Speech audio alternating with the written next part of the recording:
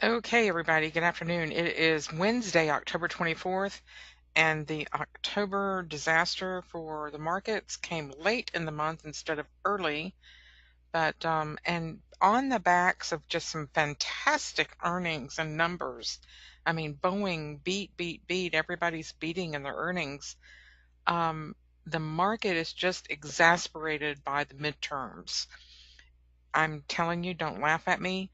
Um, there is an enormous pile of cash sitting on the sidelines, 50 billion in cash alone, according to Tom Petterfly, the billionaire founder of Interactive Brokers, who told CNBC that last week. 50 billion on the sidelines, and he thinks that it's just waiting around for those midterm elections before it piles back into the markets. And he's not concerned about it. Um, we blew past our levels, blew past the October 11th support resistance. It looked like at first we were going to hold the level, and the bottom just fell out the last couple of hours that the market was open, especially the last hour. I mean, that just huge 60-minute bear bar that came in on that 60-minute candle. So we have bottomed out and we are heading lower into the GDP number that comes out tomorrow. So we've got our fourth quarter GDP print that could pop us back up a little bit. There is a donut sitting at 7,100 on the NQ. We had, I don't know if you can see this, there was a little bit of a tail. There was a wick coming out of that. Anytime you get a low volume area and you get a wick leaving it, you're supposed to go with the price direction. And so we did that going into S1 and bounced all the way back up. And I thought for sure it was going to be heading back in there to fill that hole in, but the damn thing just rolled over. And all the people selling their portfolios getting into cash is, like I said, everybody's sitting in cash. So Interactive Brokers alone, 50 billion in cash, and then a day like today with all that news, everybody was calling, get me out, just put me in cash. So that's all this is. So the fundamentals are strong, the economy is strong. Jerome Powell said last month, he's never seen the economy this good. Would never, in their wildest imagination, think that the market would just turn around and deplete the entire year in a matter of a couple of days in October. And the fear, I think, is just this midterm election. It's got everybody on the sidelines in cash. So let's see what we can do to trade it on an intraday level. Here was the 15-minute chart, and you can see that we stayed below our fast channel. Just the fast channel held price and hugged it all the way down.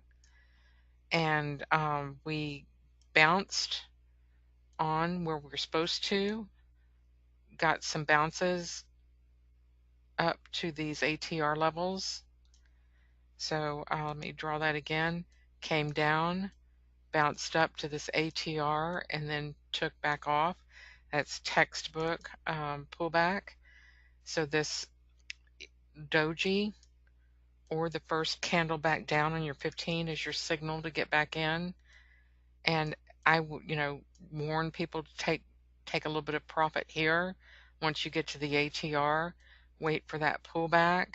Here was your signal, your doji, to get back in and take it back down. So that's how you trade the 15-minute. Again, taking some profits on each one of these levels. Usually it does not fall below the last band. That's my cloud 9. If you go back and look at your history, you'll see that the cloud 9 usually will catch price, send it back to the median. If you get an overreach, you're going to get some wicks, and it's going to go back to that median and back to the first linear regression anyway. It can get a little bit exuberant down there, but normally it stays within those bands. So we got a little bit over our skis. Again, everybody's just telling their brokers, get me out, right? So that's what happens on a day like that. It just crescendoed. We had that really bad news come out today. And fortunately, it looks like they were fake bombs being mailed around. So I don't know what all that was about, but that is good. But here is a picture perfect 3-minute chart. I mean, folks, you can't get any better than this, right? Um, you just take your time. It was a little bit, exasperating in the trade room this morning because we got into this sideways channel for an hour, just sitting there doing nothing, just churning up and down. And so, like, you don't know whether to leave, go find something else to trade, what's going on. Because usually the reason we trade the NASDAQ is because it moves, it goes between these bands up and down, and you can get a trade off of it.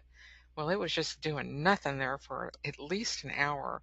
And then finally it took off and gave us the market price action that you normally see associated with this market, and that is up and downs. And that's why it's so much fun to trade the NQ. And you can get some excellent trades off of my band levels. So I got to tell you, just some fantastic trading opportunities today on the NQ. Let me put the Bloodhound template on the chart so that we can see it, and we'll look at the trades with Bloodhound and how we would enter on a 3-minute chart going and taking these trades. All right, we've got Bloodhound on the chart, and this is what it looks like on a 3-minute chart. This is the LRT1, and this will allow you to wait for those pullbacks, and it automatically puts you back in on a trending condition when it gets back in the trend. So trust me, all day today, the board basically was either all red or you saw the zeros for those pullbacks, but really there was no green on the screen at all. Very little. And now you got a little bit of a green for YM on coming back up at the end of the day, but pretty much very much of a red story. I mean, huge amount selling on the NQ, 4%, $6,000. I mean, that's a huge number. Usually we never get this far on the session.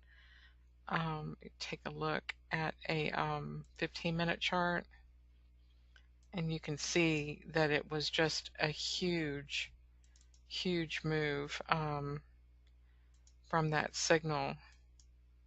I mean, just gigantic, ginormous. But we normally trade the 15-minute chart with a 3-minute entry. There's the one. Here is the all. So you wait for your pullbacks and then get back in. And then here's your all without the Heikin-Ashi. And 1 and 4 just tells you to stay, directionally short. If you're curious, should I get back in on one of these pullbacks? You want to stay in the direction of your 1 and 4, and that's very helpful. Sometimes you think that you should be trading long, and today was not the day at all to be trading long. Here's your cloud, same thing. Cloud Mom, another setting that you can have. That's your momentum that gets you back in the trade. So just very much a down day today on the NASDAQ. It was just, like I said, people are going to cash. So not sure what to expect. Tomorrow we've got the GDP print. Don't know. I doubt that we'll get all the way back up to 7,100, but you never know. Get that GDP print coming out. It's expected at 3.3 is what is on the economic calendar for tomorrow. Let's take a look at the calendar.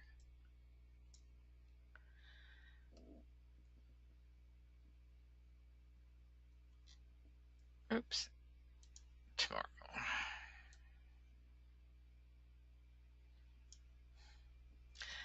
3.3.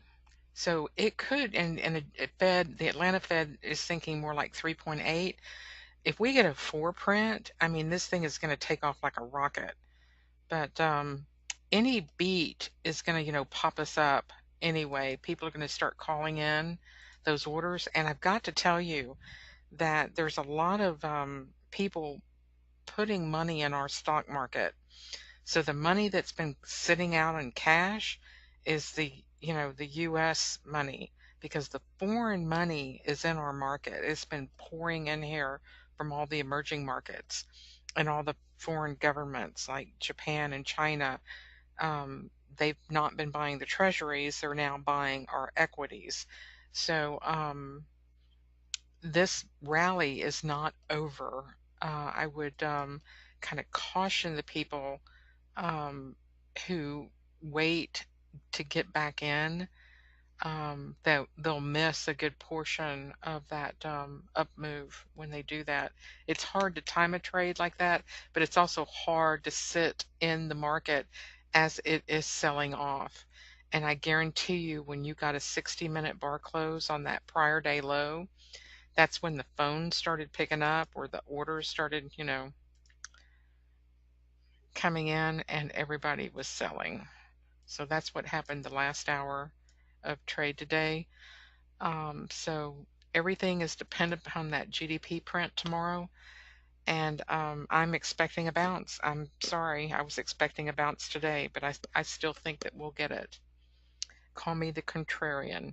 To play it like that, wait for the cloud to flip over.